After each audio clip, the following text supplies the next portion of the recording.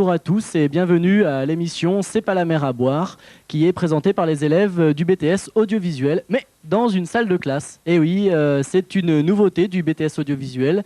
Ils ont fait le pari de émission télévisée dans une salle de classe, plus précisément dans une salle de CM2 de l'école du groupe scolaire 4 de l'Étang. Alors, l'institutrice de cette classe, c'est Madame Nicole Despinois, qui remplace Guy Gagnou, qui lui est le directeur de l'école. Et elle a accepté, comme le directeur de l'école, ce pari un peu fou. Et nous avons aussi un intervenant qui est lui professeur dans un collège et non dans une école primaire. C'est Philippe Devin. Donc Philippe Devin, vous êtes enseignant au collège Longchambon dans le 8e arrondissement de Lyon. C'est ça. Et comme vous avez étudié un peu ce sujet avec des classes de 3e, vous avez accepté ouais, bah c'est sympa. Donc ce qu'on va faire, vous allez pouvoir voir un petit film qui a été réalisé dans cette classe même il y a 2 semaines, où on y voit un peu comment les élèves qui sont ici présents voient à quoi consiste cette disparition de la mer d'Aral. Car si j'ai oublié de vous le dire, nous allons parler de la disparition de la mer d'Aral. Donc je vous laisse regarder ce petit film.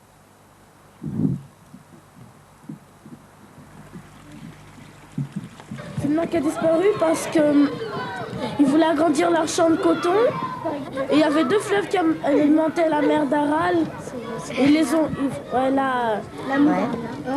L'amour d'Aria et le cire d'Aria. Alors c'est l'Amou d'Aria et le Cire d'Aria.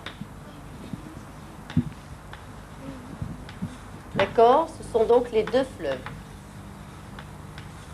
Quand on vit près de la mer, on vit de quoi? Valérie? Julien? De poissons? On ne vit pas de poissons, on vit de... Qu'est-ce qu'on fait avec les poissons? La pêche, hein? Et cette population vivait essentiellement de la pêche. Laurent? Les hommes, ils ont planté des champs de coton. Les hommes, quelle est leur grosse bêtise aux hommes? C'est pas finalement d'avoir planté les champs de coton, quelle est leur grosse idiotie, on a envie de dire? Marion? D'avoir détourné les fleuves Sans réfléchir. Et alors là, qu'est-ce qui s'est passé? Loïs nous a dit, sur les champs de coton, on a utilisé certains produits. Des produits toxiques? Produits toxiques, qu'on appelle les pesticides. Donc les pesticides plus les engrais, qui sont des produits toxiques, ont... Laurent? On produit la pollution. Comme c'était des pesticides et des engrais, ça a pollué la mer et elle s'est évaporée. Et alors du coup, il y a quoi C'est devenu un désert. Et oui, nous revoilà dans cette salle de classe. Alors j'ai pu entendre des petits sourires, des petits ah c'est moi la télé pendant le film, car les élèves qui sont ici présents pouvaient voir le film simultanément. Mais nous allons tout de suite parler quand même de la mer d'Aral. Alors la mer d'Aral, Philippe, comment ça se fait? Déjà, où est-ce que ça se situe, grosso modo? La mer d'Aral est située en Asie centrale, c'est-à-dire donc dans des régions qui sont très continentales. En profiter pour le montrer sur la carte pendant que vous en parlez. À proximité de la mer Caspienne, au sud de l'ancienne Union soviétique. C'est une mer qui est alimentée par 2 cours d'eau qui proviennent des hautes montagnes du Pamir. Ces 2 cours d'eau sont l'Amour d'Aria et le Cire d'Aria. Comme on a pu l'entendre dans le film. Voilà. Et cette mer s'étend environ sur 400 km sur 300, à peu près l'équivalent de 10 départements de la France. Alors ça, c'était à l'origine. Depuis, évidemment, elle a subi les problèmes qu'on connaît. Alors quels sont ces problèmes? Eh bien, donc justement, cette mer était alimentée par ces cours d'eau. Mais ces cours d'eau ont été trop largement utilisés pour l'irrigation. Et donc, une partie de l'eau n'arrive plus à la mer. Si bien que le niveau de la mer baisse continuellement d'environ 30 à 40 cm par an. Et au rythme actuel, en l'an 2000, c'est-à-dire très bientôt, la mer d'Aral n'occupera plus qu'environ 8% de la superficie qu'elle occupait au départ. Ça fait pas beaucoup. Voilà. Ça veut dire que encore quelques années plus tard, il y en aura plus du tout. Bien sûr, c'est le problème donc d'une surutilisation de l'eau de ces fleuves pour des raisons d'irrigation. Irrigation des champs de coton qui se trouvaient dans la région. Et donc, par la suite, donc, ça devient petit à petit un désert. Et pour cela, je vais demander à la classe de me parler d'un film qu'ils ont vu juste avant cette émission, juste avant l'émission. Donc, j'aimerais que vous m'expliquiez de quoi parlait ce film. Parce qu'il illustre assez bien le problème de la disparition de la mer d'Aral. Donc, qui est-ce qui estime se rappeler du film? Toi, tu penses te rappeler? Non, toi? Bon, ben, vas-y, prends le micro.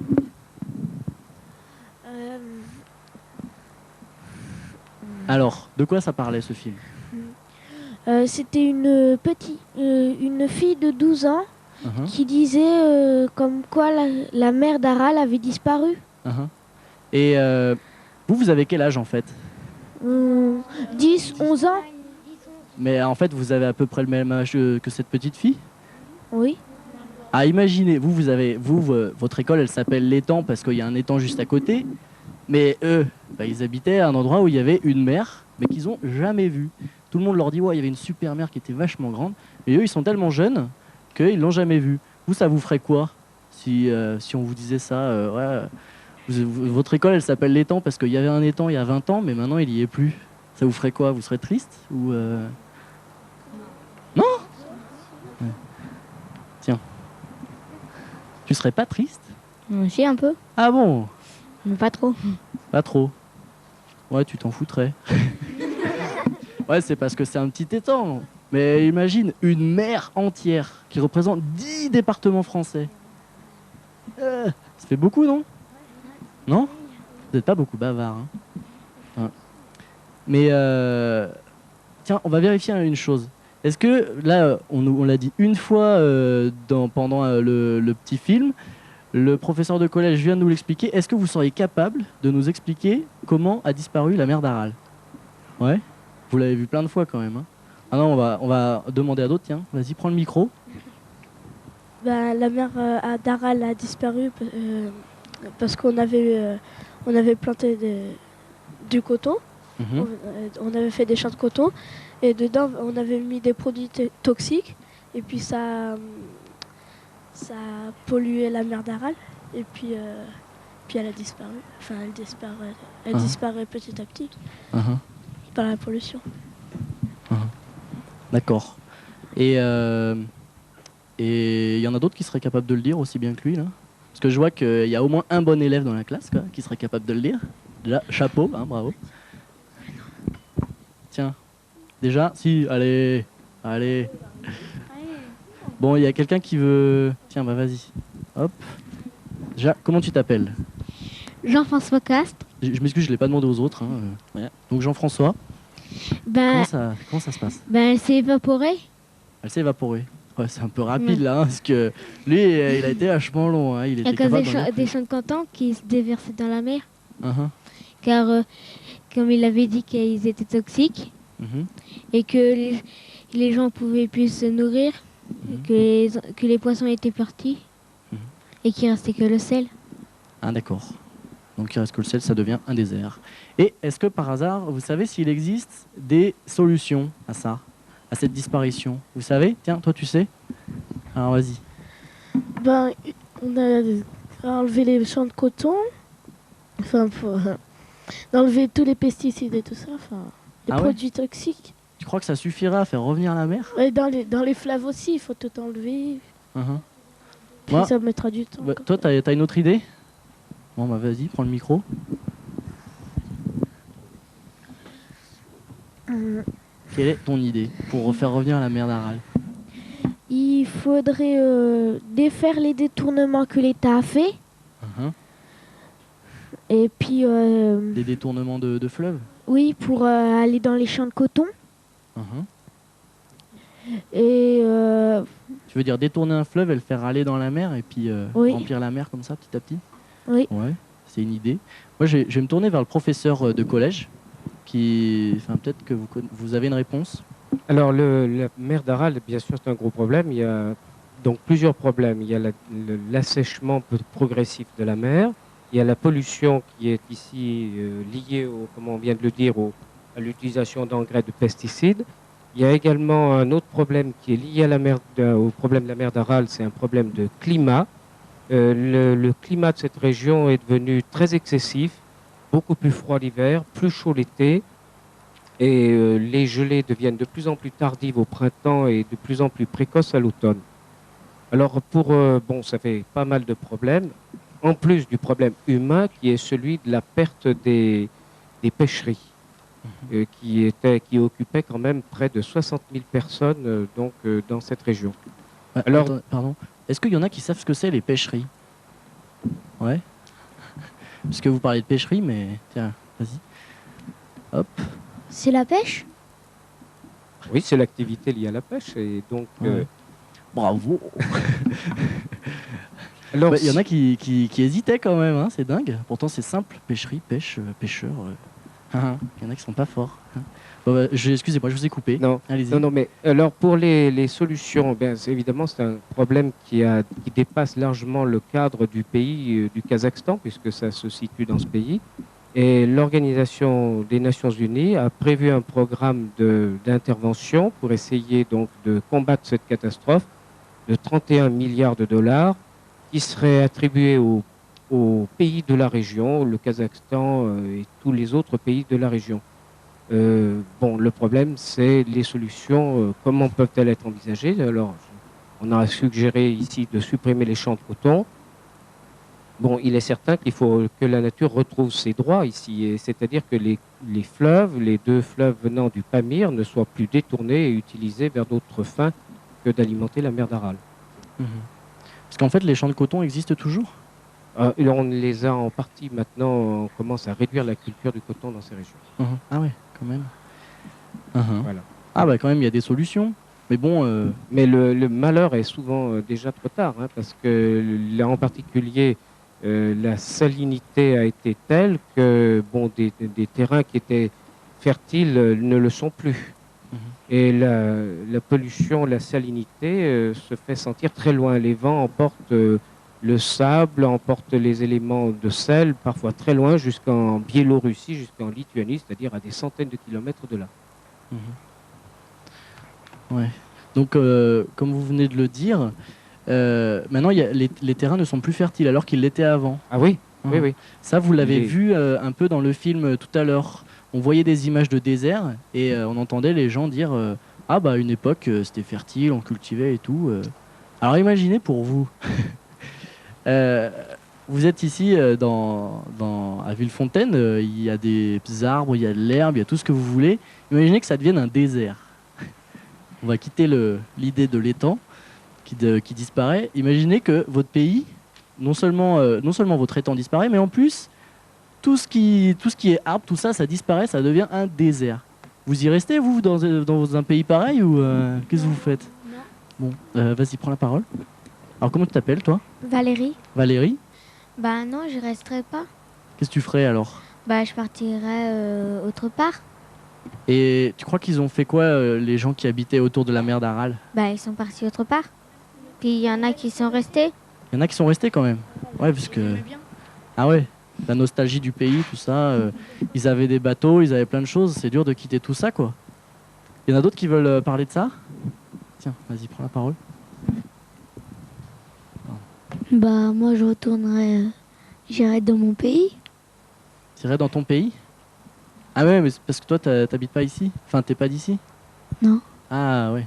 Ah ouais, c'est vrai que s'il y en a qui habitent... Enfin, qui vivent à côté de la mer d'Aral et qui vivent ailleurs, enfin qui habitent à côté de la mer d'Aral et qui vivent ailleurs, ils retourneraient dans leur pays. C'est vrai que ça, c'est une facilité pour les gens en fait qui habitent à côté de la mer d'Aral, mais qui peuvent habiter ailleurs, quoi. Alors donc, maintenant, on va parler d'autre chose. Est-ce que vous savez s'il existe d'autres catastrophes de ce type dans le monde? Parce qu'il n'y a pas que la mer d'Aral. Oui, bien sûr qu'il existe d'autres catastrophes, et en particulier celles liées à l'extension des déserts. On connaît bien les problèmes qui sont liés au problème de la famine dans la région subsaharienne, c'est-à-dire les pays du Sahel, où l'absence de pluie pendant plusieurs années a provoqué une extension du désert. Dans ces régions d'Afrique, au Soudan, le désert a progressé de 80 km et c'est une véritable catastrophe. 80 km 80 km. Ah ouais. Et c'est une catastrophe qui a provoqué la mort de centaines de milliers de personnes, indirectement bien sûr. Ailleurs, il y a des catastrophes aussi, dans le même genre que celui de la mer d'Aral. Par exemple, la mer d'Azov et la mer Noire elle-même sont menacées d'une autre façon, mais menacées par la pollution des fleuves qui viennent se déverser dans ces mers. Les problèmes un peu semblables, ce serait par exemple le problème du barrage d'Assouan sur le Nil, qui a provoqué une complète modification de l'équilibre naturel. Le barrage retient les limons, alors qu'autrefois, traditionnellement, le Nil avait des crues et les limons se déposaient sur les berges. C'est quoi les limons? Il y en a qui savent ce que c'est, les limons, dans la classe? Coincé là sur cette question-là. Alors qu'est-ce que c'est? Alors le limon, c'est une sorte de boue, mais de très fertile, qui était charrié par le Nil au moment où il était en crue. Le limon se déposait sur les rives donc inondées, et quand le fleuve se retirait, les limons restaient sur place et ça servait d'engrais. C'était donc un élément très important pour les cultures. Aujourd'hui, c'est plus possible puisque le barrage retient ces limons et empêche donc ce phénomène naturel. Et donc là, le problème, c'est un problème, je dirais, malheureusement, qui ne trouve pas de solution évidente. Et encore une fois, c'est à cause de l'homme. À cause de l'homme, voilà. C'est parce que c'est lui qui a demandé à installer un barrage à cet endroit-là. Oui. Et puis, on peut même dire qu'il y a des catastrophes qui sont même pas trop loin de notre continent, puisqu'il y a un phénomène de désertification qui se fait dans des pays comme l'Espagne. Le sud de l'Espagne est un pays où l'aridité est telle que certaines zones font un petit peu penser à un désert. Et le manque d'eau est tellement important que là, on peut craindre.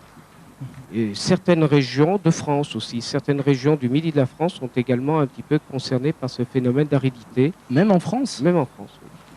Ça veut dire y a une extension. Ça veut dire que ça pourrait arriver à Villefontaine, en fait. Ah, non, ça dépend encore là. Mais... Non, quand même pas. Ça veut dire près de l'Espagne.